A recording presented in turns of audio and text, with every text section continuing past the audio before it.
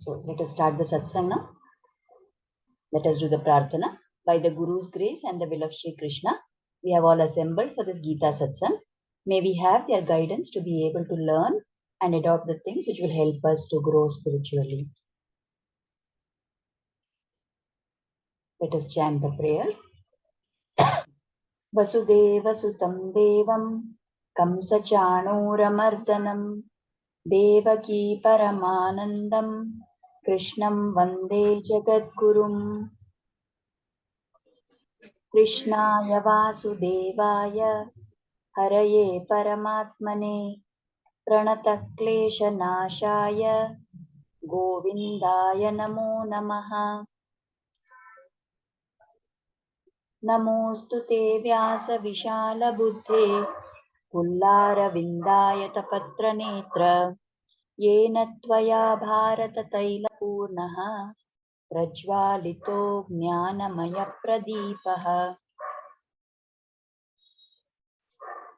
Yo Nityamachyuta Padambujayukma Rukma Vyamohatastaditarani Trinaya Mene Asmad Gurur Bhagavatosya Dayaika Sindhoho Ramanujasya Charanam Sharanam Prapadye Ramanujadaya Patram Jnana Vairagya Bhushanam Srimad Venkatanathaaryam Vande Vedanta Deshikam.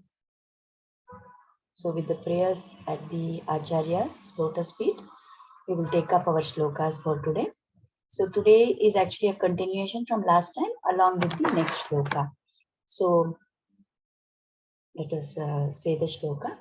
Gandivam sramsrate hastat tvakchaiva paridahyate na cha shaknom vyavasthatum brahmativa cha me manaha nimittani cha pashyami viparitani keshava na cha shreyo nupashyami hatva swajanamahave.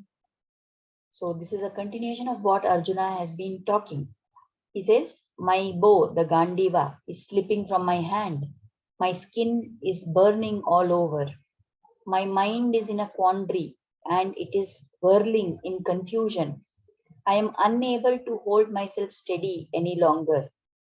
O Keshava, Krishna, I only see omens of misfortune. I do not foresee how any good can come from killing my own kinsmen in this battle.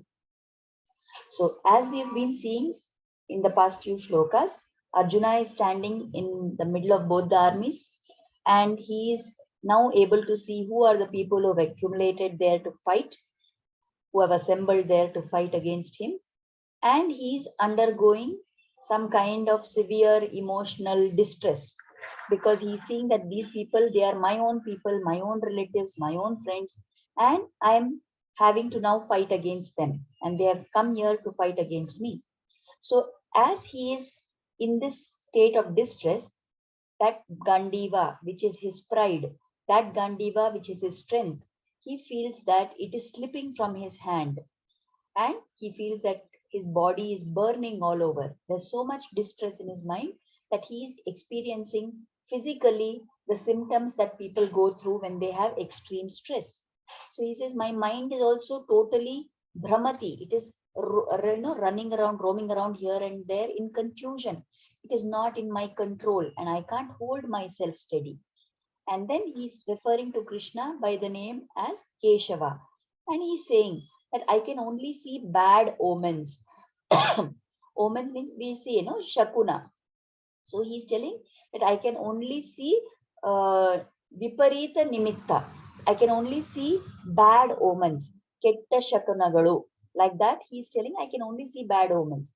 And I don't see how any good can come from this. Now I'm going to fight in this war and I'm going to kill my own people.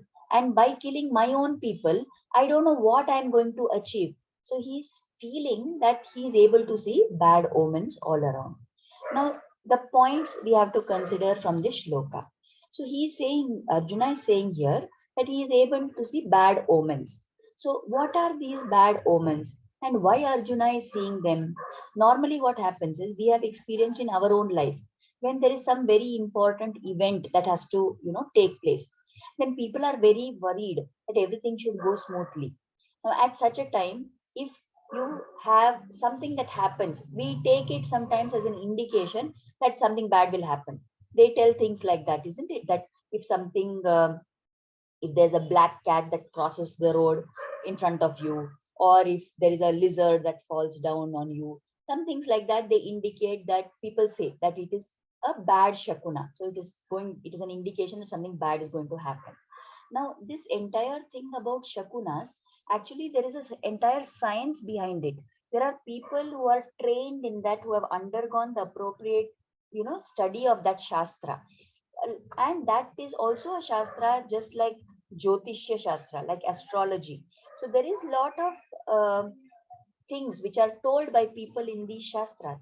But unfortunately, what we have done in today's times is that we are not really thinking about these incidents as, from the shastric point of view. Rather, we have come up with our own ideas about what is a good omen, what is a bad omen, and things like that. Like, for example, it is told that certain things, it was observed, like we know that some many years back, that tsunami which came in the south of India.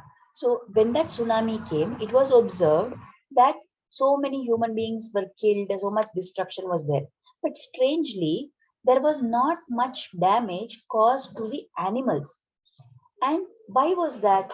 Because about 2 days before this event itself, it had been noticed that the animals, like these dogs were barking in a weird way, or there were some other, the foxes and wolves who were, what you say, producing their sound. They were howling in a odd kind of way.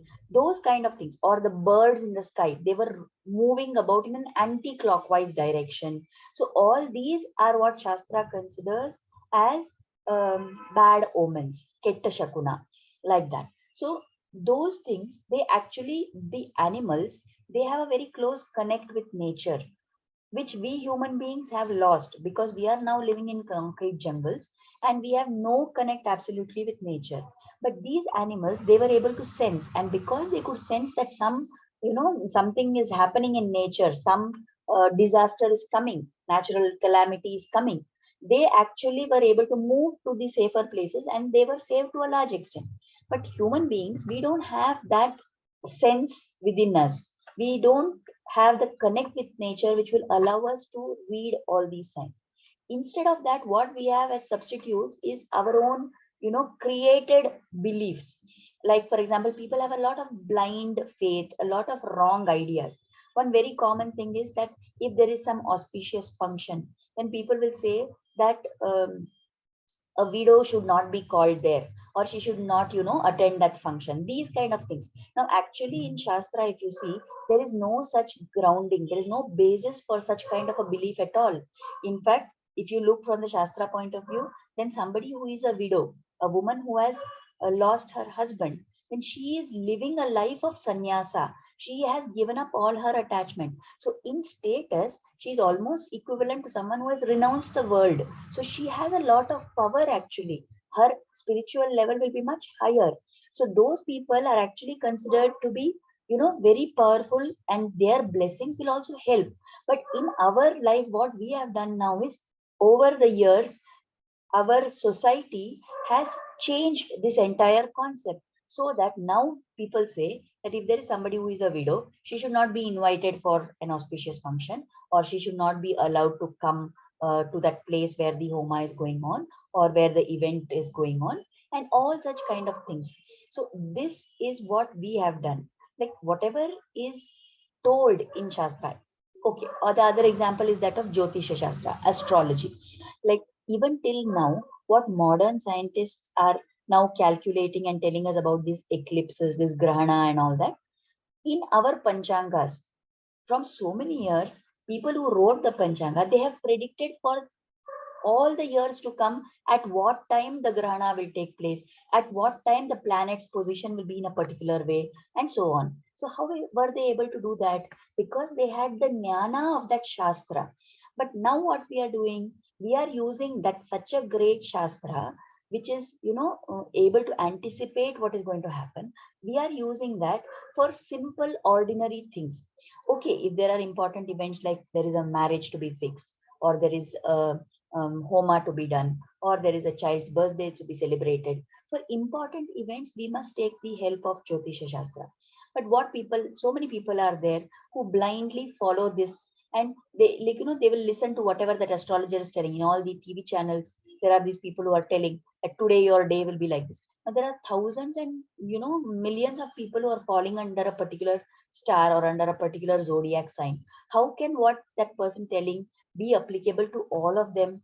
But we don't think. And in fact, some people go to the extent that they are so much dependent on this, that if that person, that Jyotisha is telling that, don't do like this, do like this, then they are blindly following it.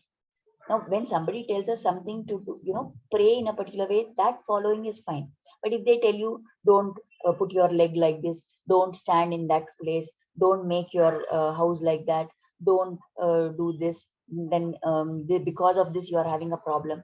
Then all such kind of things, we need to really think over and see that what is it that we are trying to follow? Are we going as per what the Shastra has told?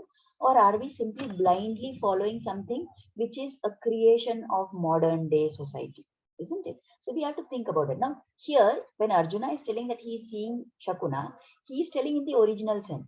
But also we must understand that when is it that we pay attention to all these things? When already there is fear in our mind. So when Arjuna is saying that all these things, I'm seeing these bad omens and all that, is Arjuna scared?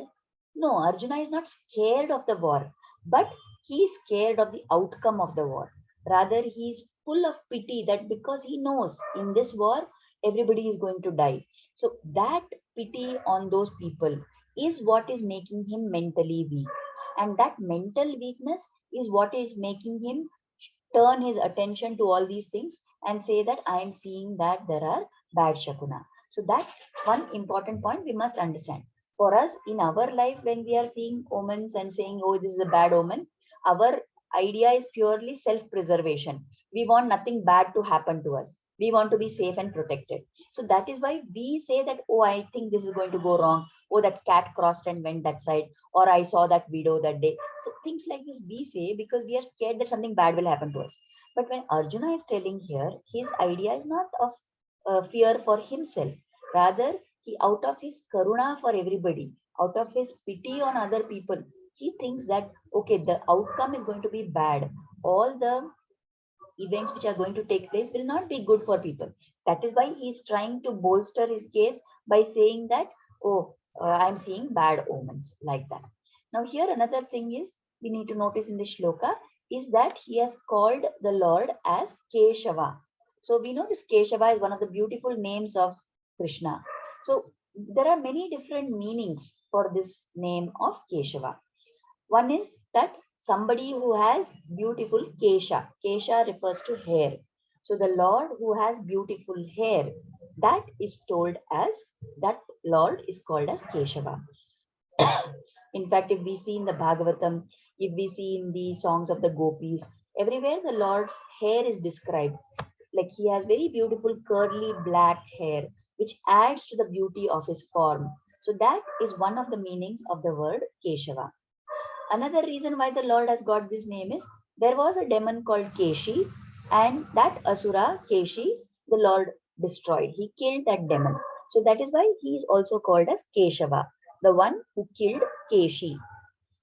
More importantly, from our point of view, the word Keshava comes from Klesha Nashakaha. Klesha refers to papa, all kinds of conflict, all crime, all offenses that we have committed, all the papa we have done in our life. So Klesha Nashaka is someone who has destroyed, who has the capacity to destroy all our sins, all our papa. Before we understand a little more about that name, there is another meaning for this Keshava.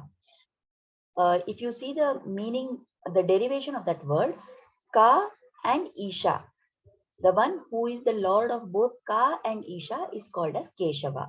So Ka refers to Brahma and Isha refers to Shiva. So both Brahma and Shiva are controlled by the Supreme Lord. And that Supreme Lord is Krishna or Sriman Narayana. So that is another way the word Keshava is derived. So as we said, this Klesha Nashaka, somebody who is destroying all papa.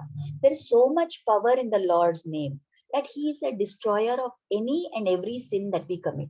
In fact, many times the acharyas tell that the power of the Lord's name is so much that we will not be able to commit so many sins. That much powerful, the Lord's one name is to destroy all those sins. Now, the example which is given is that how is it possible that even one name of the Lord can destroy all so much papa of ours? Our papas are innumerable. From so many janmas we have done, God knows how much papa we are having a big, baggage on our, um, um, in our life. So how is it that just chanting the name of the Lord or saying once the name of the Lord is going to destroy all this? The example is given by the acharyas that if let us say that deep in the mountain somewhere in the forest, there is one cave which is very dark, then that cave has been in darkness for ages together, right? Now, if there is someone who reaches that cave and that person strikes a light in that cave, how much time does it take for that dark cave to become lighted? If there is someone who lights a fire in that cave, the very next moment, light spreads all through the cave. Is it that because that cave was in darkness for so many years, that slowly only the light is going to spread and then it will get lighted up the cave? Not like that. The minute that spark is lit, the cave becomes bright light. Similarly, all our papa, no matter how much papa is there, just one name of the Lord uttering that is equivalent to that light which can drive away all the darkness from the cave. So we must have this belief that chanting the name of the Lord is going to take us ahead by destroying our papa. So that is this important meaning of the name Keshava, Klesha Nashaka. So now we must understand this is actually the significant point. Why is Arjuna at this point calling Krishna as Keshava? Because he knows that whatever reaction he is having, right? He feels he has been betrayed by his own people. Now, when we have such a reaction, what will be when we are faced with such a situation? What is our reaction going to be? If there is somebody who cheats us, if we had faith on someone and then they betrayed us, we feel angry on them and we want to take revenge on them, right? That is our most common reaction. But what is the reaction of Arjuna? Is he saying, how dare these people come and fight against me? No. Is he saying, see the nature of these people, how they have betrayed me, now I'm going to really fight hard against them and destroy all of them? Is he saying like that? No. What is his reaction? He's filled with pity for them. He says, they have come here to fight against me, and definitely because of the might of our side, they are going to get killed. So he's feeling bad for them, and he's trying to say that it is not good for me to kill them. So I don't want to fight them. That is the state of mind to which he's going. So this shows us, we have already said in the previous satsangs about how only someone who is filled with sattva guna, somebody who is having sattvic qualities in them, will have this kind of a response when faced by bad behavior from other people. So now Arjuna is in this state of mind, and Arjuna knows that he is in this conflicted state. He knows that he is caught up in this confusion, and the only one who can destroy all that confusion for him, the one who can destroy all the klesha he is going through, is Lord Krishna. And that is why he is calling out to Krishna by the name of Keshava. Hey Keshava, hey Klesha Nashaka, you are the one who is capable of destroying all the klesha in my mind. So please step in and help me to get out of this situation. So in that context, this name of Keshava has been used by Arjuna. So these are all the points in the shloka. Now, what can we understand from these things? Firstly, as we already talked about, that we also have this habit of seeing shakunas, of imagining that there are bad omens, of seeing that, oh, son, this is indicating that something bad is going to happen, like that. So what should be our level of dependence on such things? It should not be very much. When there is some important event to be conducted, some very major life changing moment that is there, then it is okay to take the guidance from astrology, or to take the guidance or the advice of elders, and see all these things. But for day to day living, we must not depend on astrology. For day to day living, we need not depend on what we imagine to be bad signs and bad omens, because if we are doing sadhana, then our dependence should actually be on the Lord, isn't it? Because the Lord, if He is present in some particular situation and He is there with us all the time, then He will make the most pratikula events into anukula for us. The most difficult circumstances can become very smooth for us if we are depending on the Lord. So rather than depending on some astrologer who is going to tell us something based on his level of knowledge, why don't we always depend on the Lord for support and to be with us and to protect us? That should be our attitude.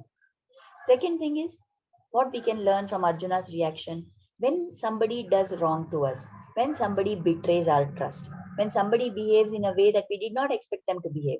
Instead of getting angry and trying to take revenge on them or wishing bad for them or wanting to put them into a difficult situation, our attitude should be that we must actually feel bad for them, that they are so low that they are doing like this, or they are so ignorant that they are behaving like this.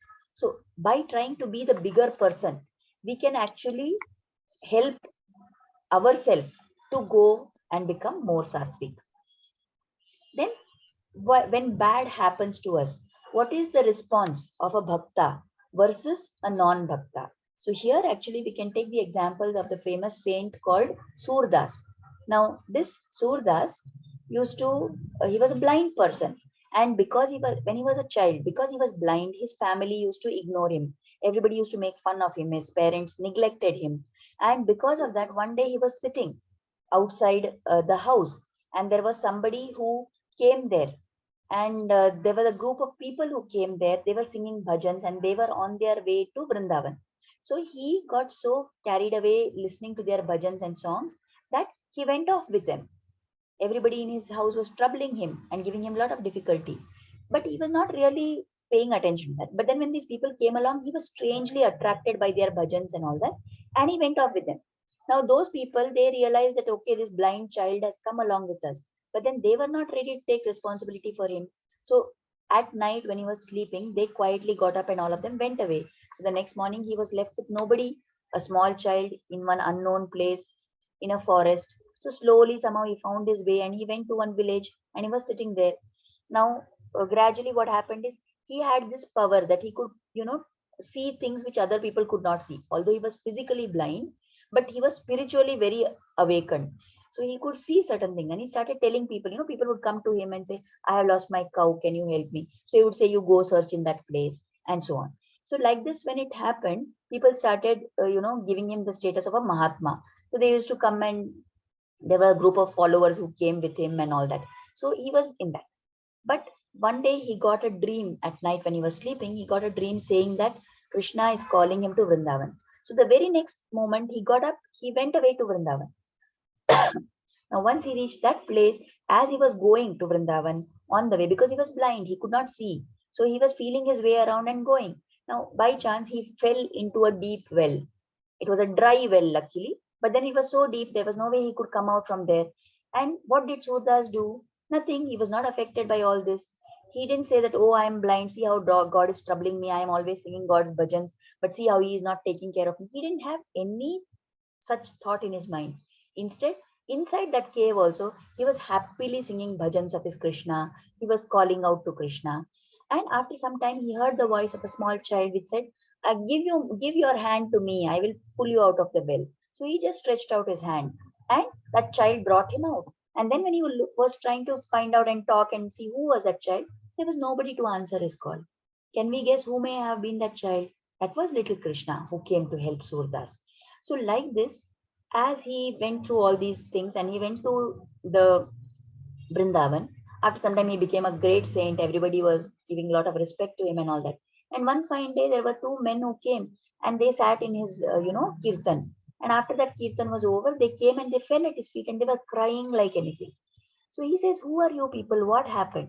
Then they come and they, they're very embarrassed and they say, hesitatingly, they tell, "We are actually your brothers, Surdas.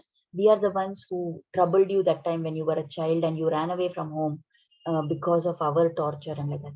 So then Surdas says, "No, no, no, I'm not at all." Then they say, "Please forgive us because we did so much wrong to you," and like that. So Surdas' response is, pure gold.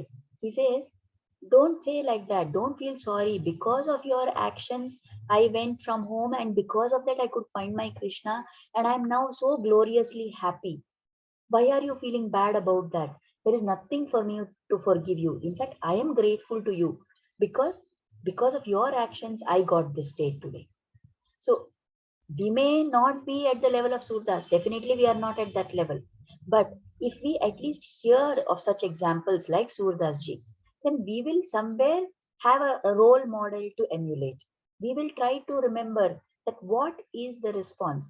If we keep remembering that I am a sadhaka, I am on the path of sadhana, and what should my response be when I am a bhakta of the Lord? Then, when I am faced with a difficult situation, what should my response be?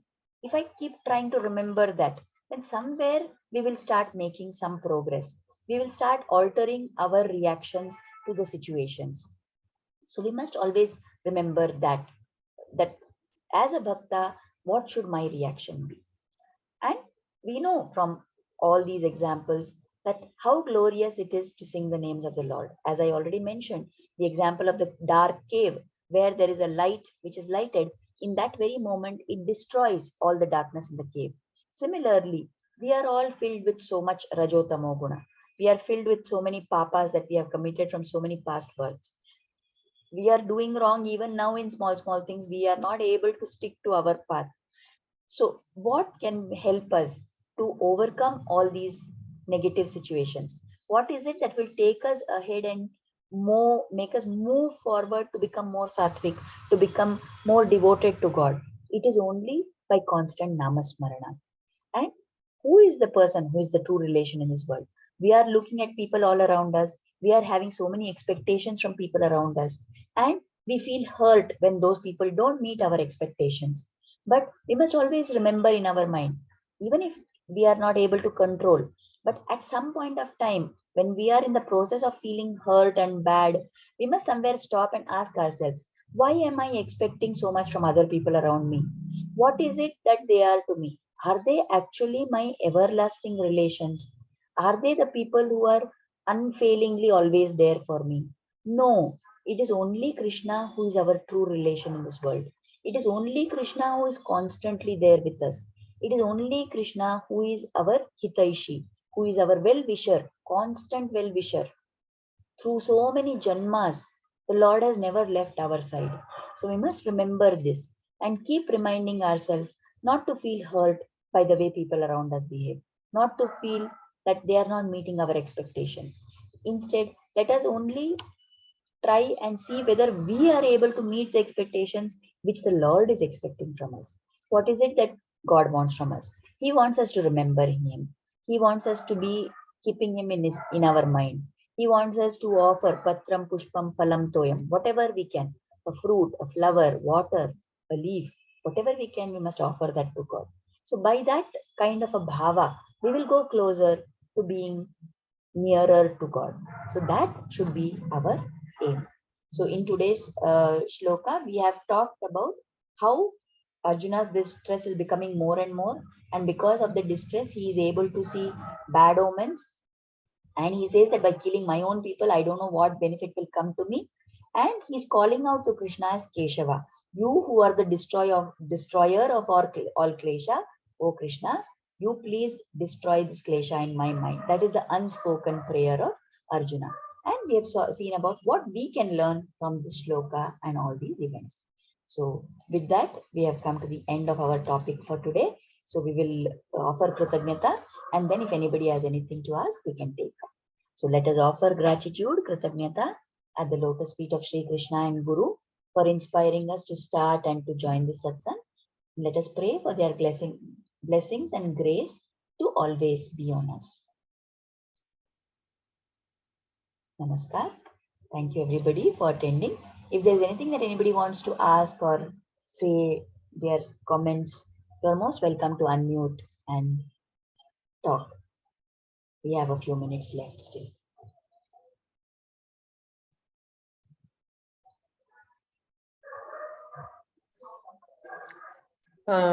Hello, good evening, ma'am. Tell me, Shobhaji. Heli. I came to know that in Vrindavan there are more than 5,000 temples for Lord Sri Krishna. Mm. Is all those 5,000 temples are still there? I don't know about the number. Where did you hear that? No, from other association, from ISKCON group. Okay, Some I don't know. I'm not came aware to of. know that Vrindavan is the only place where there are more than 5,000 temples. Maybe it could be true also. I am not aware of that exactly as in terms of the number, but I think we must Uh-huh. like that bhava with which they are telling, no, that in Vrindavan they say even the mud is holy, even the mountain, that Giriraj mountain is so holy. So it is likely that every single place there may be somebody for whom they would have had an experience there, and they may have put up an idol, a murti of the Lord, or there may be something, some event which is related to that particular place, and because of that that would be considered as a holy place. So it is possible, but the thing, the Mhm. idea that they are trying to convey, I suppose, is how much holiness is there, how much sanctity is there in Vrindavan. It is such a holy place because every stone, every piece of part of mud there has had the Lord's lotus feet walking on it. So that is considered very punya bhumi. So it is definitely true that that place is very, very holy. About whether Mhm. there are 5,000 temples or not, I don't know. But definitely that Mhm. entire bhumi is very punya bhumi. And if we get a chance, we must definitely go there and spend time there. We must do Yeah, some yes. seva in that place. Yes, that is told. I think it is 3 hours journey from Delhi. Yeah, yeah. It is not very far, correct. It may be that much. So we must go. There are many places there where, the different pastimes of Lord Krishna.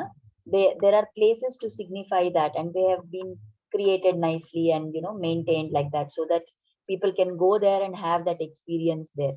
I think there is one place Mhm. called Raman Reti, where it's like a playground kind of thing, and there is mud and sand there, and that is the place where Krishna, as a baby, he crawled and he played in that mud. So there are like Mhm. when people go there, the pilgrims, whoever goes there for Tirtha Yatra, then they are told that you are also supposed to, crawl in that mud. You are supposed to roll on the ground on that mud, because that will give you the experience of what Krishna had in that place. And that place has been made holy by Lord Krishna's sanidhya, by his physical presence. So by doing Mhm. that in that place, we will also cultivate more of bhakti and bhava for Krishna, like that. So there are many such places. Even Govardhana Hill is also there, I think. Yeah, yeah, yeah. Govardhana Hill. Govardhana also, and people do parikrama. They do, pradakshina of the hill. It is called parikrama. So that's about Uh-huh. 20-21 kilometers, I think. There are people who go walking. There are people who go by, like, who can't walk. They will take an auto or something and go. Then there are people who do like, the Sashtang Namaskara from one point to the other, and like that. Through that Sashtang Namaskara, they do that parikrama. There are many different Uh-huh. things there. Very nice thing. We must all aspire to go there at some point of time. By God's grace, Krishna should call us there. We should go Yes, yes. there. True. Okay. Ansuya ji, about Raman Reti, the thing is that that mud is always cool. Even if Hmm. it is very hot, that mud is always cool. It never heats up. It never heats up. Okay, okay. Actually, I'm going to go this Sunday. I'm going to Mathura and Braj for 5 Very days. nice. Oh, on behalf of all of us, Zarnaji, then please offer all our prayers there, whoever is in the satsang. Through you, we will experience that place. Yeah, I will definitely. Yeah, please So, remember us when you are there in all those places. Remember all of us and offer all our prayers also, and pray that Krishna should bless us all nicely.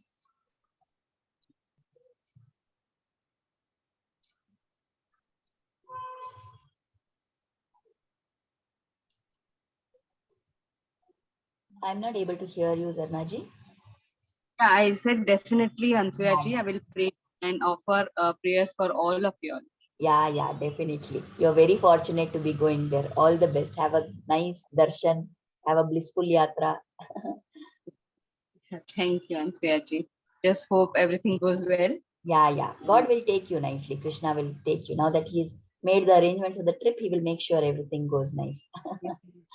Yeah. Okay. Is there anything else that anybody wants to share?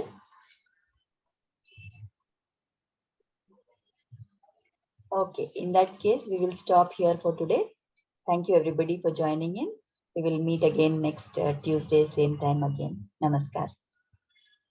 Thank you, Ansuya. Namaskar. Thank you. Namaste. Namaskar. Thank you. Thank you. Thank you, Geetaka. Thank you.